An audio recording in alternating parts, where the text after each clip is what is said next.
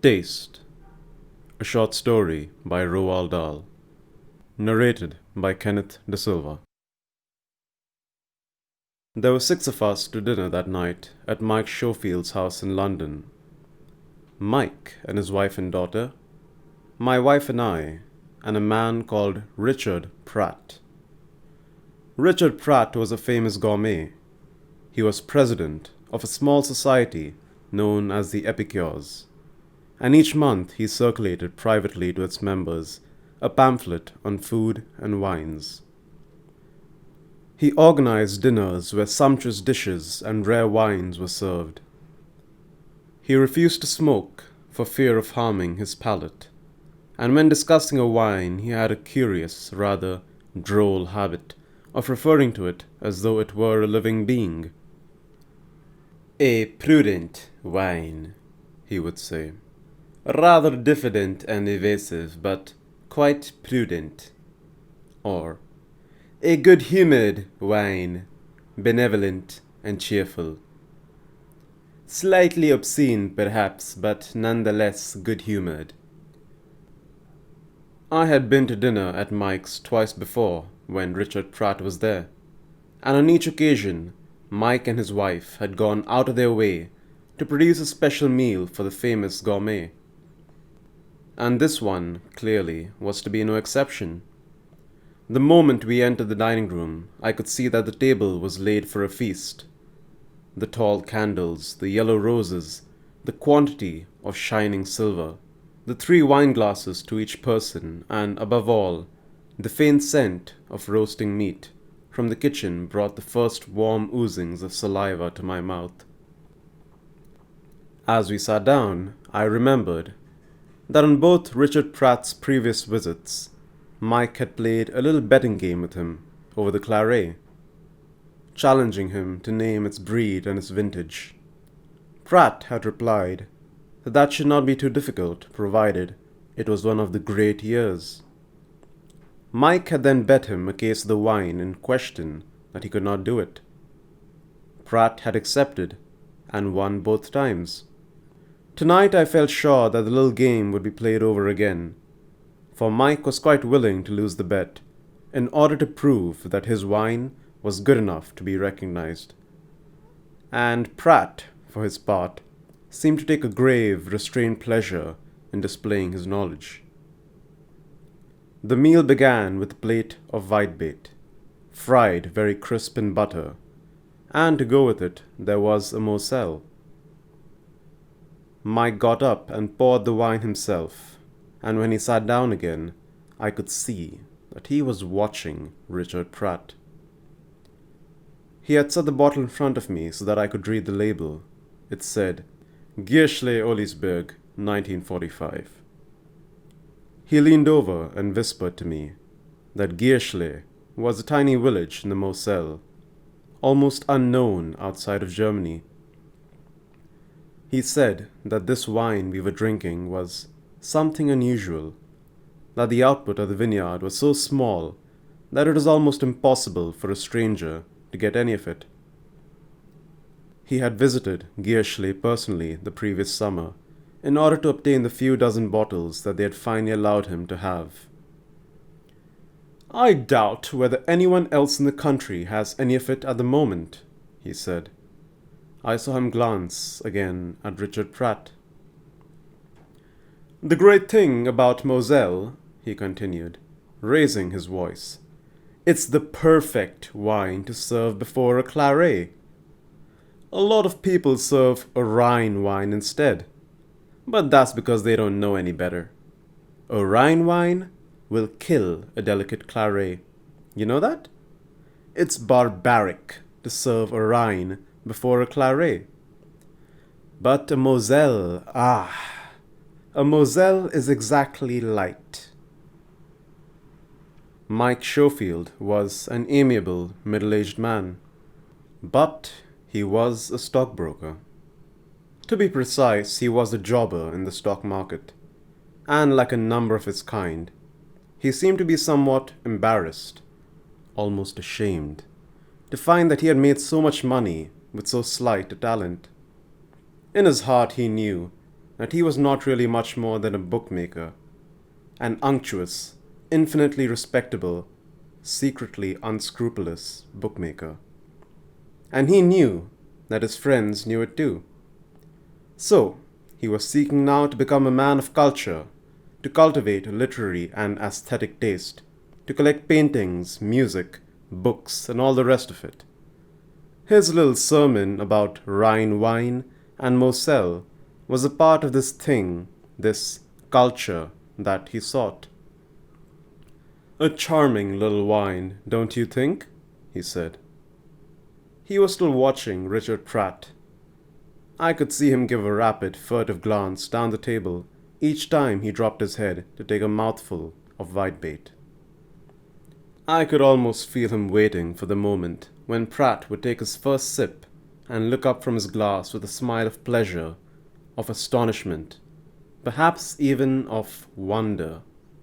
And then there would be a discussion, and Mike would tell him all about the village of Gearschley. But Richard Pratt did not taste his wine.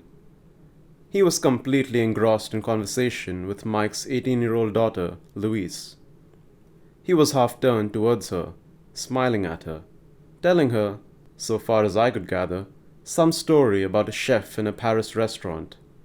As he spoke, he leaned closer and closer to her, seeming in his eagerness almost to impinge upon her, and the poor girl leaned as far away as she could, nodding politely, rather desperately, and looking not at his face but at the topmost button of his dinner jacket. We finished our fish, and the maid came round removing the plates. When she came to Pratt, she saw that he had not yet touched his food, so she hesitated, and Pratt noticed her. He waved her away, broke off his conversation, and quickly began to eat, popping the little crisp brown fish quickly into his mouth with rapid, jabbing movements of his fork. Then, when he had finished, he reached for his glass, and in 2 short swallows, he tipped the wine down his throat and turned immediately to resume his conversation with Louise Schofield. Mike saw it all. I was conscious of him sitting there, very still, containing himself, looking at his guest. His round, jovial face seemed to loosen slightly and to sag, but he contained himself, and was still, and said nothing. Soon the maid came forward with the second course. This was a large roast of beef. She placed it on the table in front of Mike, who stood up and carved it, cutting the slices very thin, laying them gently on the plates for the maid to take around. When he had served everyone, including himself, he put down the carving knife and leaned forward with both hands on the edge of the table. "Now," he said, speaking to all of us, but looking at Richard Pratt. "Now for the claret. I must go and fetch the claret. If you'll excuse me." "You go and fetch it, Mike," I said. "Where is it?" "In my study, with the cork out, breathing." "Why the study?" "Acquiring room temperature, of course. It's been there 24 hours. "But why the study?" "It's the best place in the house. Richard helped me choose it the last time he was here." At the sound of his name, Pratt looked round. "That's right, isn't it?" Mike said. "Yes," Pratt answered, nodding gravely. "That's right." "On top of the green filing cabinet in my study," Mike said. "That's the place we chose.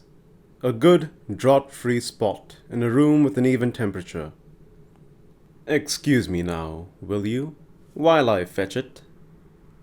The thought of another wine to play with had restored his humor, and he hurried out of the door, to return a minute later more slowly, walking softly, holding in both hands a wine basket in which a dark bottle lay. The label was out of sight, facing downwards. "Now," he cried, as he came towards the table. "What about this one, Richard? You'll never name this one." Richard Pratt turned slowly and looked up at Mike, Then his eyes travelled down to the bottle, nestling in its small wicker basket, and he raised his eyebrows, a slight, supercilious arching of the brows, and with it a pushing outward of the wet lower lip, suddenly imperious and ugly. "You'll never get it," Mike said. "Not in 100 years." "Et claret?" Richard Pratt asked condescendingly. "Of course, I assume then that it's from one of the smaller vineyards?" "Maybe it is, Richard, and then again, maybe it isn't." "But it is a good year? One of the great years?" "Yes, I guarantee that." "Then it shouldn't be too difficult," Richard Pratt said, drawling his words, looking exceedingly bored. Except that, to me, there was something strange about his drawling, and his boredom between the eyes, a shadow of something evil, and in his bearing an intentness that gave me a faint sense of uneasiness as I watched him. "This one is really rather difficult," Mike said. "I won't force you to bet on this one." "Indeed? And why not?" Again the slow arching of the brows, the cool, intent look. "Because it's difficult." "That's not very complimentary to me, you know." "My dear man," Mike said, "I'll bet you with pleasure if that's what you wish." "It shouldn't be too hard to name it." "You mean you want to bet?" "I am perfectly willing to bet," Richard Pratt said.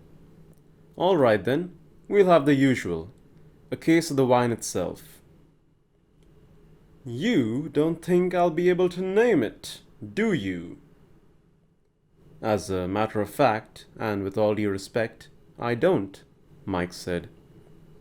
He was making some effort to remain polite, but Pratt was not bothering overmuch to conceal his contempt for the whole proceeding. And yet, curiously, his next question seemed to betray a certain interest. "You like to increase the bet?" "No, Richard. A case is plenty." "Would you like to bet 50 cases?" "That would be silly." Mike stood very still behind his chair, at the head of the table, carefully holding the bottle in its ridiculous wicker basket. There was a trace of whiteness around his nostrils now, and his mouth was shut very tight. Pratt was lolling back in his chair, looking up at him, the eyebrows raised, the eyes half closed, a little smile touching the corners of his lips. And again I saw, or thought I saw, something distinctly disturbing about the man's face, the shadow of intentness between the eyes, and in the eyes themselves, right in their centers, where it was black, a small, slow spark of shrewdness hiding. "So you don't want to increase the bet?" "As far as I'm concerned, old man, I don't give a damn," Mike said. "I'll bet you anything you like." The three women and I sat quietly watching the two men. Mike's wife was becoming annoyed.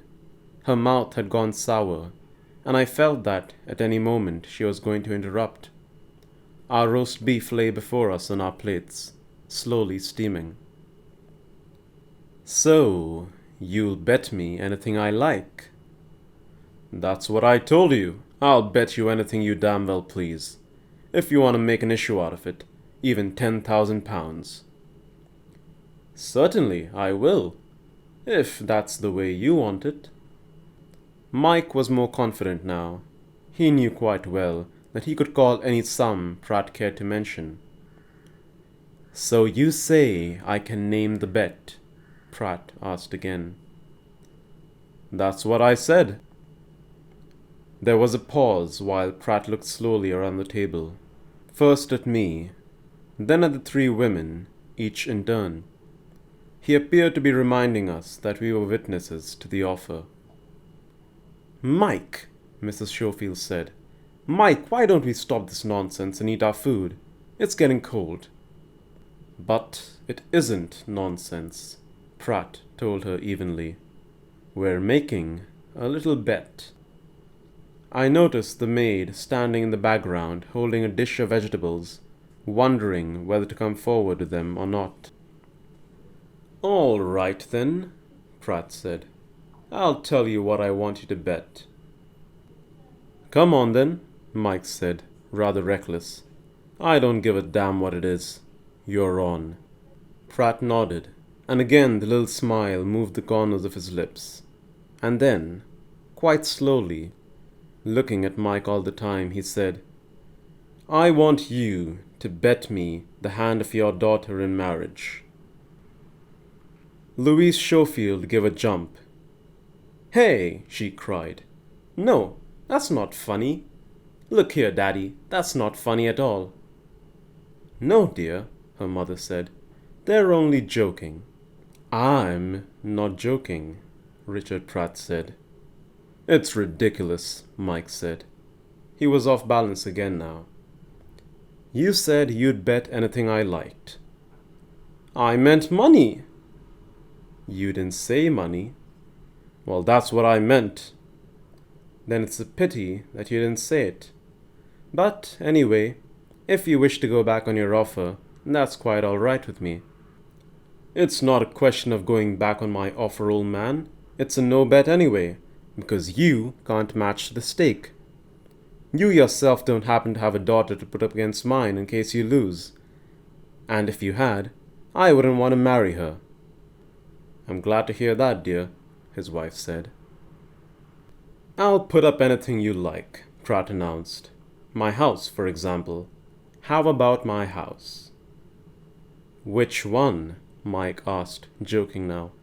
The country one? Why not the other one as well? All right then, if you wish it, both my houses. At that point, I saw Mike pause. He took a step forward and placed the bottle in its basket, gently down on the table.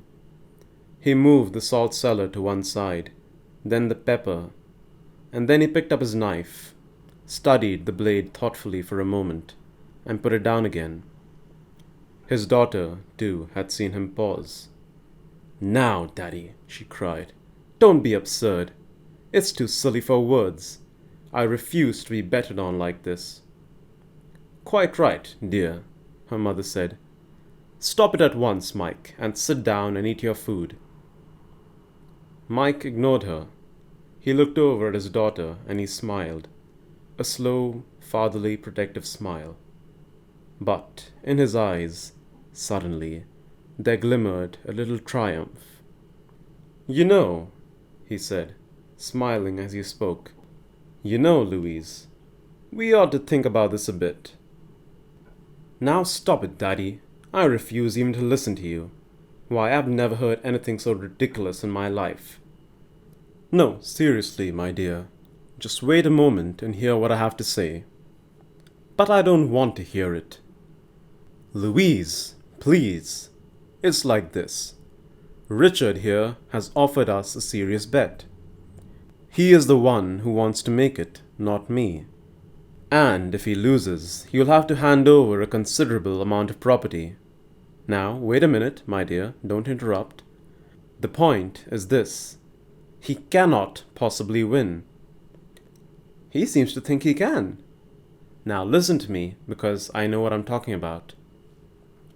The expert, when tasting a claret, so long as it is not one of the famous great wines like Lafite or Latour, can only get a certain way towards naming the vineyard.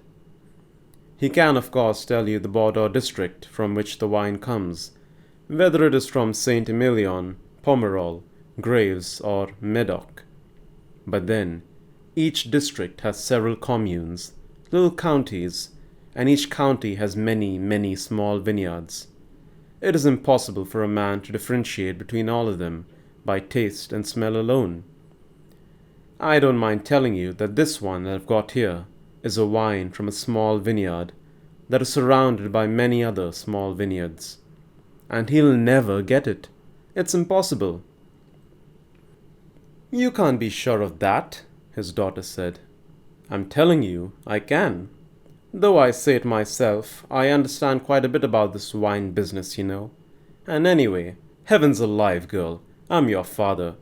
And you don't think I'd let you in for something you didn't want, do you? I'm trying to make you some money. Mike, his wife said sharply.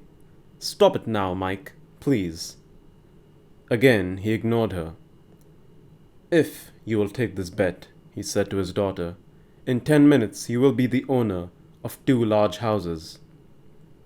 But I don't want 2 large houses, Daddy. Then sell them. Sell them back to him on the spot. I'll arrange all of that for you.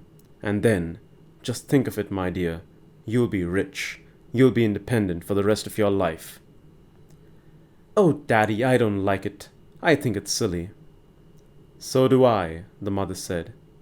She jerked her head briskly up and down as she spoke, like a hen. You ought to be ashamed of yourself, Michael, even suggesting such a thing. Your own daughter, too. Mike didn't look at her. Take it, he said eagerly, staring hard at the girl.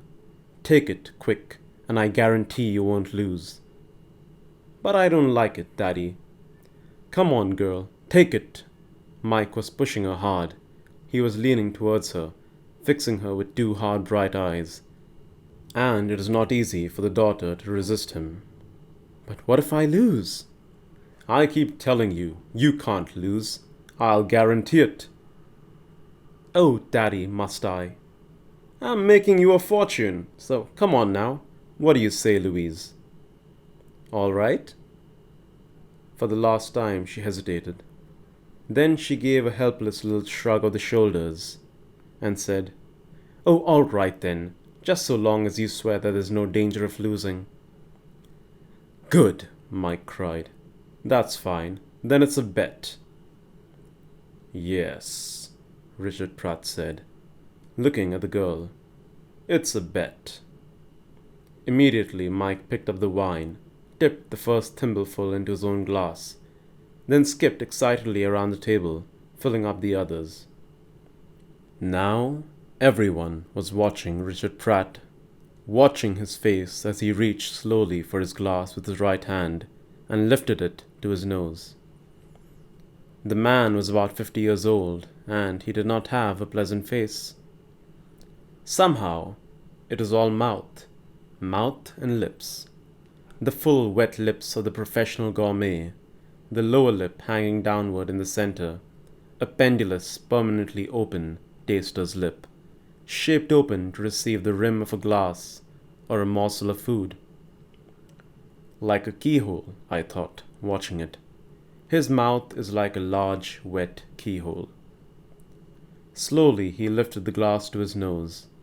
The point of the nose entered the glass and moved over the surface of the wine, delicately sniffing.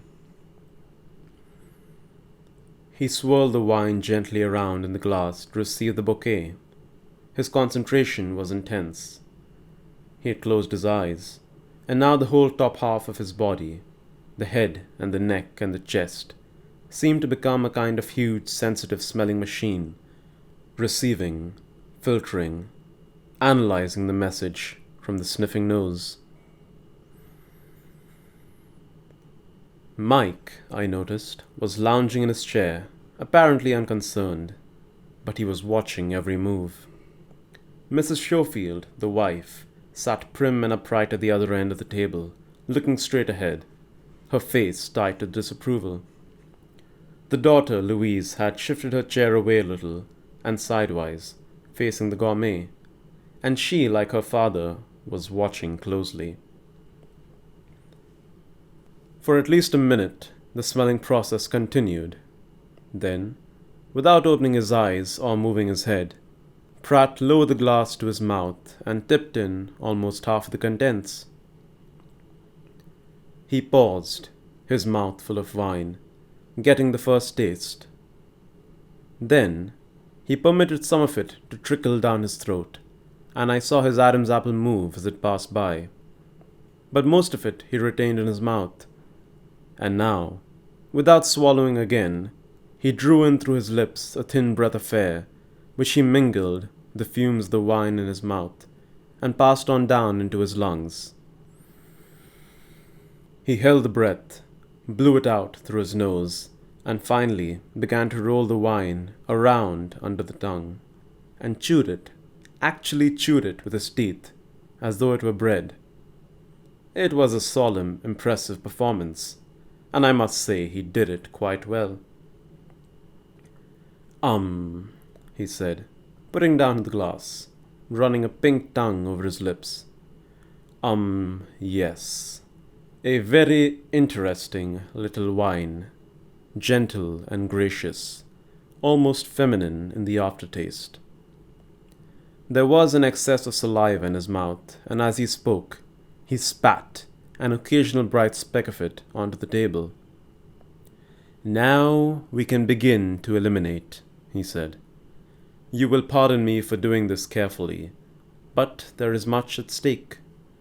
Normally I would perhaps take a bit of a chance, leaping forward quickly and landing right in the middle of the vineyard of my choice.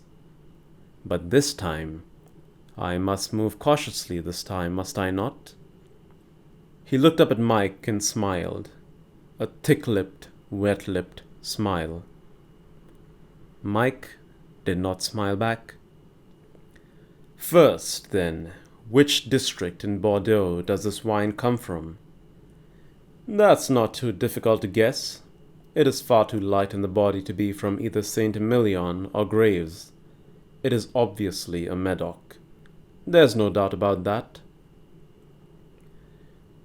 Now, from which commune in Medoc does it come? That also, by elimination, should not be too difficult to decide.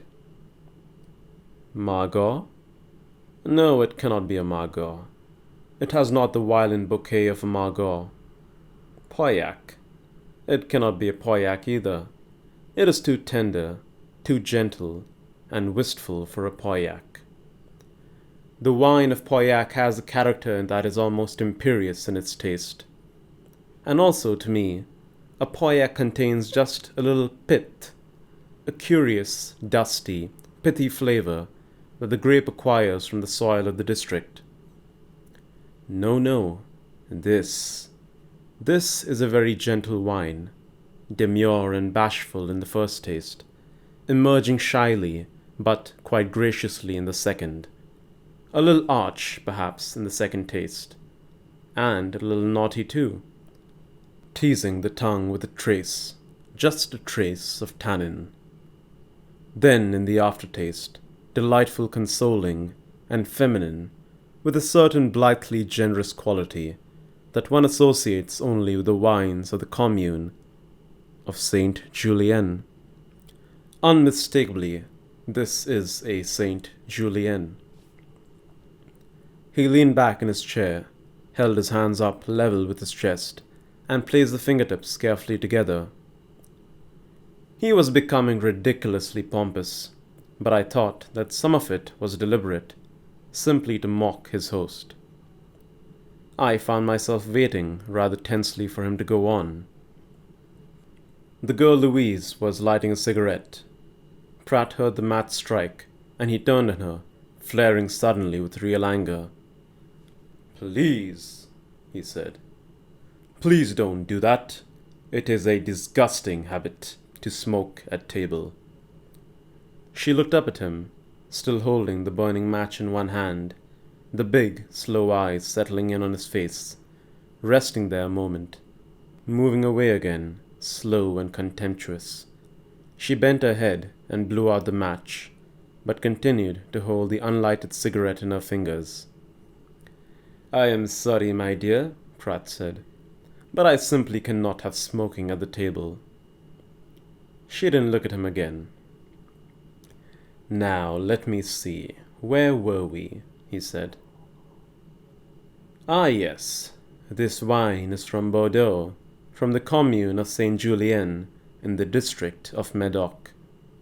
So far, so good. But now we come to the more difficult part, the name of the vineyard itself.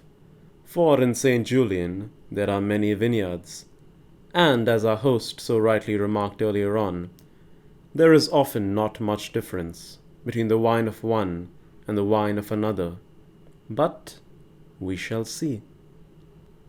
He paused again, closing his eyes. I am trying to establish the growth, he said. If I can do that, it will be half the battle. Now, let me see. This wine is obviously not from a first-growth vineyard, nor even a second. It is not a great wine.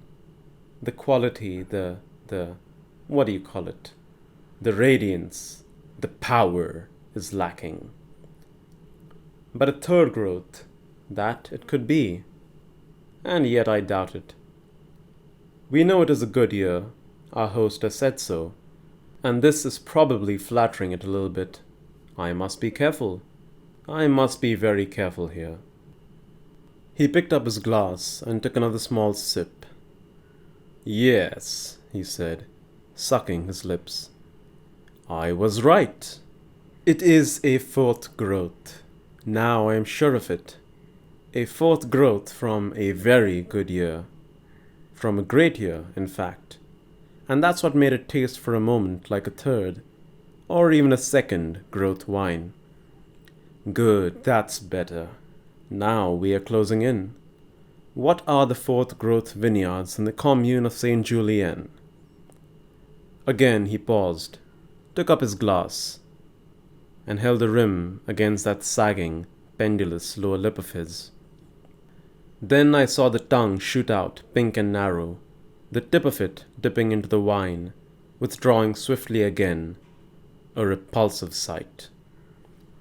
When he lowered the glass, his eyes remained closed, the face concentrated, only the lips moving, sliding over each other like two pieces of wet, spongy rubber. There it is again, he cried. Tannin in the middle taste, and the quick, astringent squeeze upon the tongue. Yes, of course. Now I have it. The wine comes from one of those small vineyards around Bechevel. I remember now. The Bechevel district and the river, and the little harbor that is silted up so the wine ships can no longer use it. Bechevel. Could it actually be a Bechevel itself? No, I don't think so. Not quite. But it is somewhere very close. Chateau Talbot. Could it be Talbot? Yes, it could. Wait one moment. He sipped the wine again, and out of the side of my eye, I noticed Mike Schofield, and how he was leaning farther and farther forward over the table, his mouth slightly open, his small eyes fixed upon Richard Pratt. No, I was wrong. It is not a Talbot. A Talbot comes forward to you just a little quicker than this one. The fruit is nearer to the surface. So it is a 34, which I believe it is. Then couldn't be a Talbot. Oui, let me think. It is not a Bechevel, and it is not a Talbot. And yet it is so close to both of them. So close that the vineyard must be almost in between. Now, which could that be? He hesitated, and we waited, watching his face. Everyone, even Mike's wife, was watching him now. I heard the maid put down the dish of vegetables on the sideboard behind me, gently, so as not to disturb the silence. Ah, he cried, I have it. Yes, I think I have it. For the last time he sipped the wine. Then, still holding the glass up near his mouth, he turned to Mike and he smiled, a slow, silky smile, and he said, You know what this is? This is the little Chateau Vrenard-et-Ducru. Mike sat tight, not moving. And the year 1934. We all looked at Mike, waiting for him to turn the bottle around in his basket and show the label. Is that your final answer? Mike said. Yes, I think so. Well, is it Or isn't it? Yes, it is. What was the name again? Chateau Bernard Ducru. Pretty little vineyard. Lovely old chateau. I know it quite well. Can't think why I didn't recognize it at once. Come on, Daddy, the girl said. Turn it around and let's have a peek. I won my 2 houses. Just a minute, Mike said. Wait just a minute. He was sitting very quiet, bewildered looking, and his face was becoming puffy and pale, as though all the force was draining slowly out of him. Michael, his wife called sharply from the other end of the table. What's the matter? Keep out of this, Margaret, will you please? Richard Pratt was looking at Mike, smiling with his mouth, his eyes small and bright. Mike was not looking at anyone. Daddy, the daughter cried, agonized. But Daddy, you don't mean to say he's guessed it right? Now, stop worrying, my dear, Mike said. There's nothing to worry about. I think it was more to get away from his family than anything else that Mike then turned to Richard Pratt and said, I'll tell you what, Richard. I think you and I better slip off into the next room and have a little chat.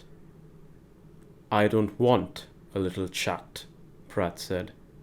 All I want is to see the label on that bottle. He knew he was a winner now. He had the bearing, the quiet arrogance of a winner, and I could see that he was prepared to become thoroughly nasty if there was any trouble. What are you waiting for? He said to Mike. Go on and turn it around. Then this happened. The maid, the tiny erect figure of the maid in her white and black uniform, was standing beside Richard Pratt, holding something out in her hand. I believe these are yours, sir, she said. Pratt glanced around, saw the pair of thin, horn-rimmed spectacles that she held out to him, and for a moment he hesitated. Are they? But perhaps they are. I don't know. Yes, sir, they're yours. The maid was an elderly woman, nearer 70 than 60, a faithful family retainer of many years' standing. She put the spectacles down on the table beside him. Without thanking her, Pratt took them up and slipped them into his top pocket, behind the white handkerchief. But the maid didn't go away. She remained standing beside and slightly behind Richard Pratt. And there was something so unusual in her manner, and in the way she stood there, small, motionless and erect, that I for one found myself watching her with a sudden apprehension. Her old grey face had a frosty, determined look. The lips were compressed, the little chin was out, and the hands were clasped together tight before her. The curious cap on her head and the flash of white down the front of her uniform made her seem like some tiny, ruffled, white-breasted bird. You left them in Mr. Schofield's study, she said. Her voice was unnaturally, deliberately polite. On top of the green filing cabinet in his study, sir, when you happened to go in there by yourself before dinner.